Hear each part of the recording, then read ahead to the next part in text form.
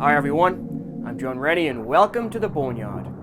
To any fans of Stephen King and dark dramas out there in the Boneyard, this TV adaptation had initially passed me by. But I've got to tell you something, Series 1 did not disappoint. As a die-hard Stephen King fan, I want to talk about this show, so let's get into it.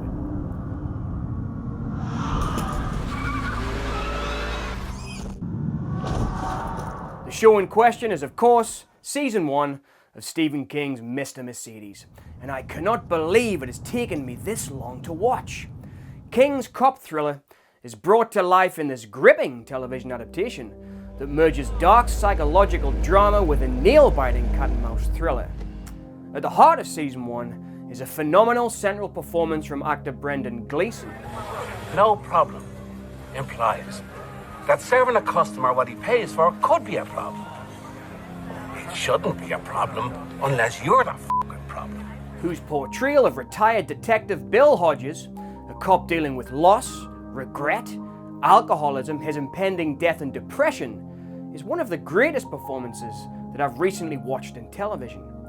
For fans of Gleeson's work, I thought I should mention that the first time I saw him was in John Boorman's Irish crime drama The General from 1998, a movie about the life of career criminal Martin Cahill and his daring robberies and raids in the 1980s. Gleeson later worked with Boorman again in the criminally overlooked doppelganger movie The Tiger's Tail. After the actor caught my eye in these two movies, he has very rarely disappointed me with any of his comedic or dark dramatic performances. In my day, you said yes, sir, or no, ma'am, or you're welcome. I think everything was f***ing relative. In Stephen King's Mr. Mercedes, Gleeson plays Detective Bill Hodges with a hard heart, a gruff charm, his signature dry humor, and yet a deep vulnerability. And that, for me, holds the series together from start to finish. He was a particularly well-written character, though, and broken down a little bit, and based on something that's quite true, apparently, with retired detectives and policemen generally, but retired detectives particularly. There's a huge suicide rate. They have sacrificed family, whatever, for their job, and then the job is over, so there's this lack of purpose. And also they've been witness to the horrific side of humanity in a way that, you know, there was something in Bill Hodges where he was so holding on for dear life to the decency that drove him to want to do something about all that. And I think that's really the core, is trying to hold on to that sense of decency.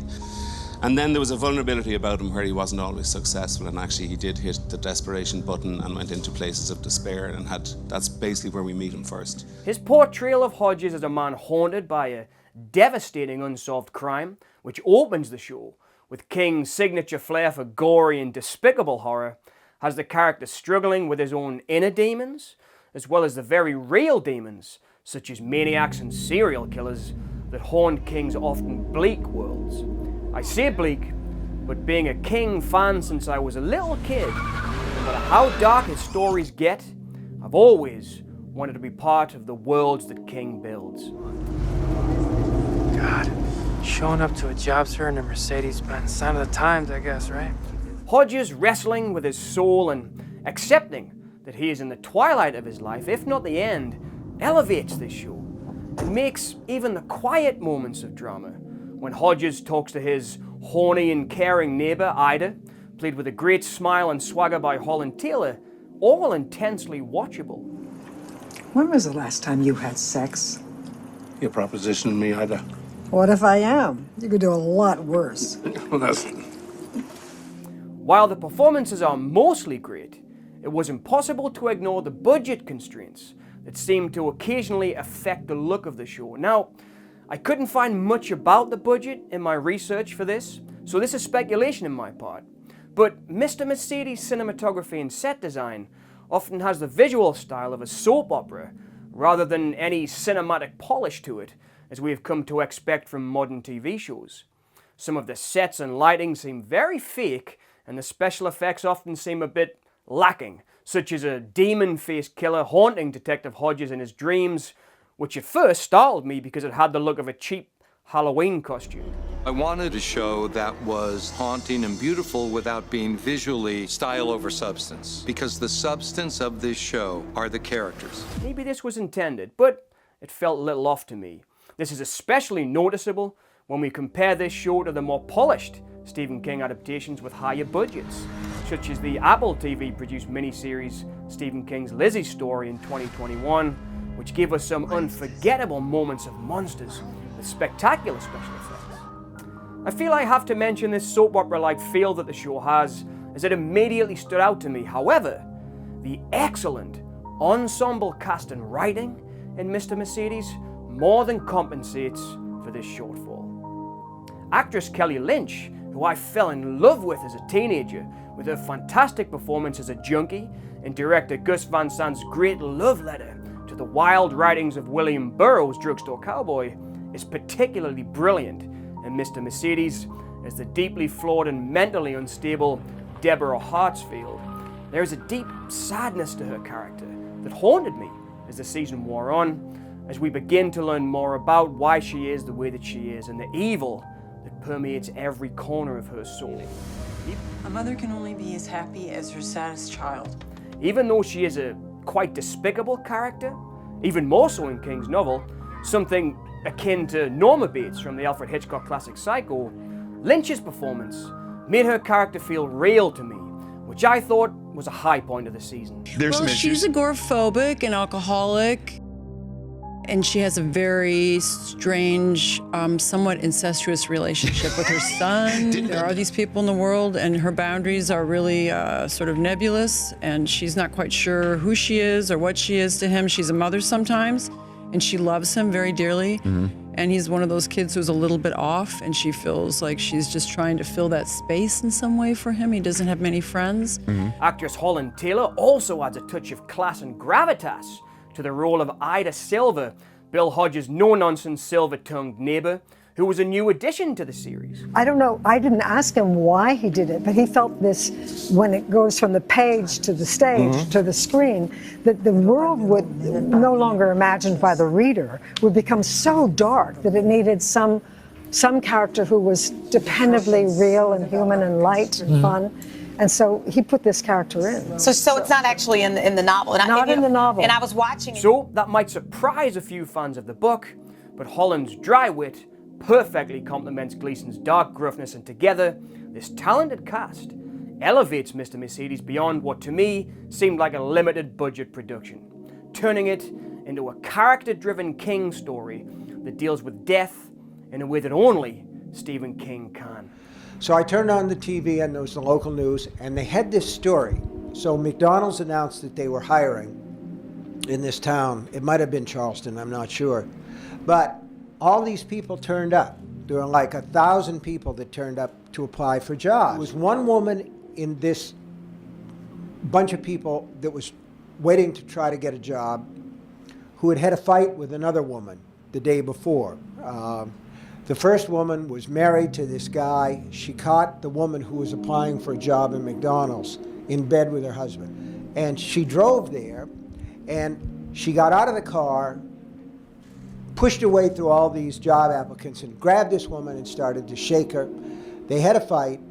The woman who was applying for a job broke away and disappeared into the crowd. So the woman who had come there got back into her car, put it in gear, and drove into the job seekers. They just went everywhere. There was cell phone footage of it.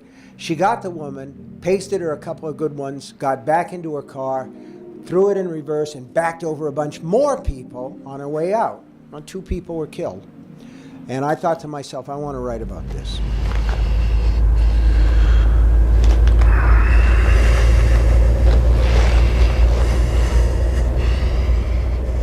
I found the story to be in the same vein of Stand By Me, director Rob Reiner's adaptation of King's story The Body, about the loss of innocence when a group of young kids are forced to deal with mortality at an early point in their lives. You guys want to go see a dead body?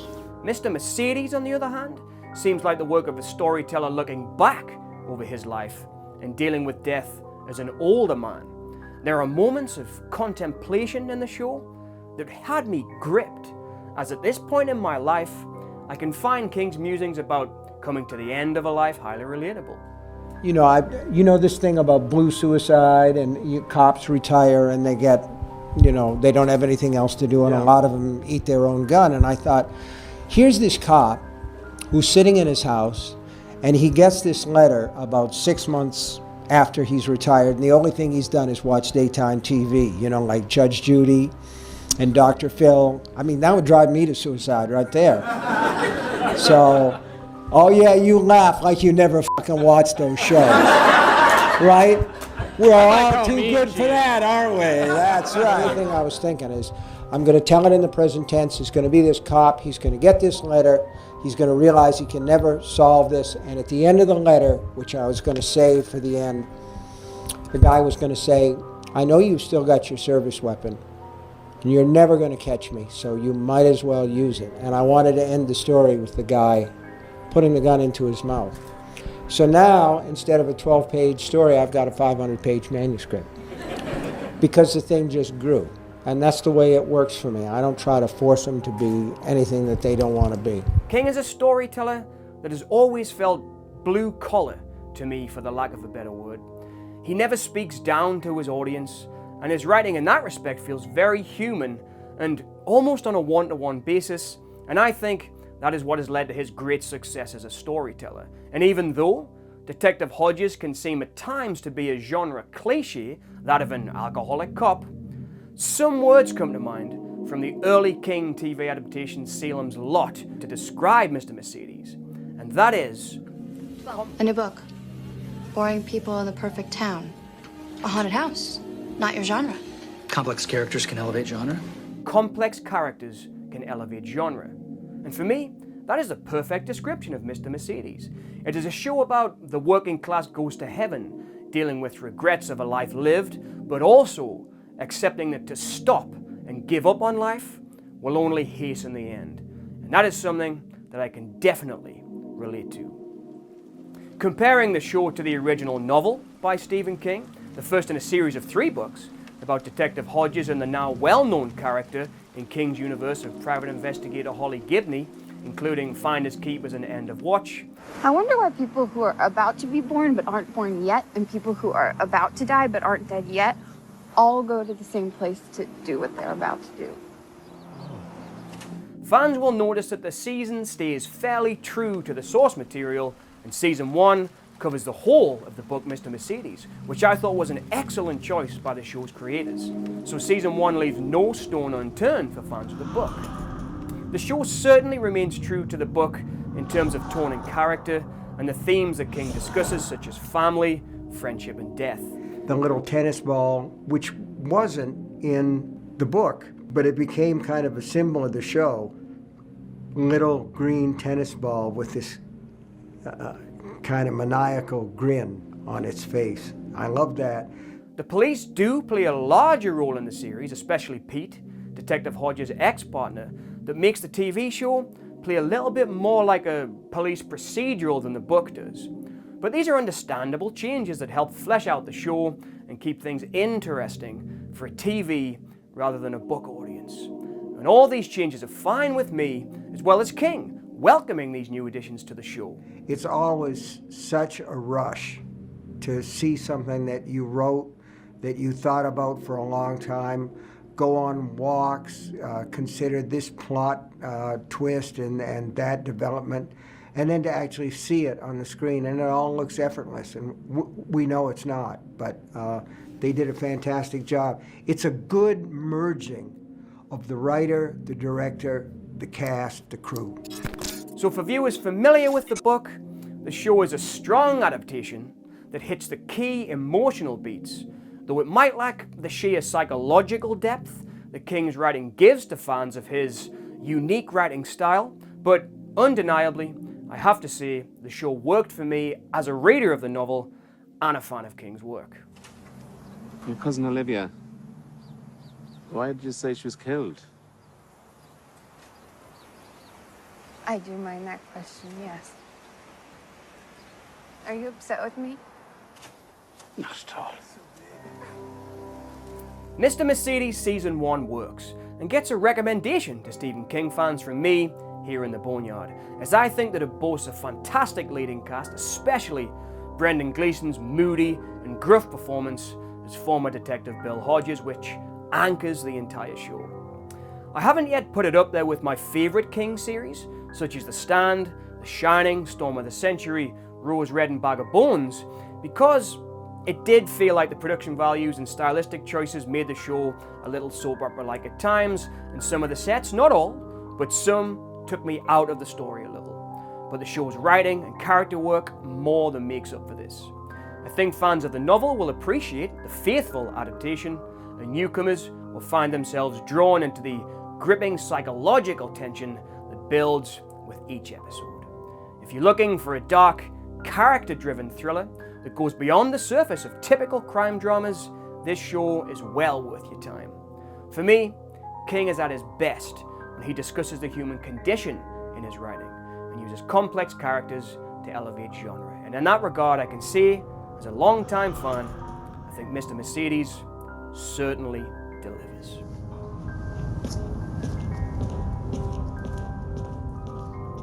Thanks for watching my take on Stephen King's Mr. Mercedes Season 1. If you would like to hear more from me on Stephen King adaptations, please remember to like and subscribe. If you would like to support The Boneyard, you can find me on Patreon for ad-free content, and you can also show your appreciation and help me keep creating by joining The Boneyard as a member here on YouTube. Don't forget to let me know your thoughts on this show and Stephen King's filmography in the comments below, and as always, thank you all so much for listening.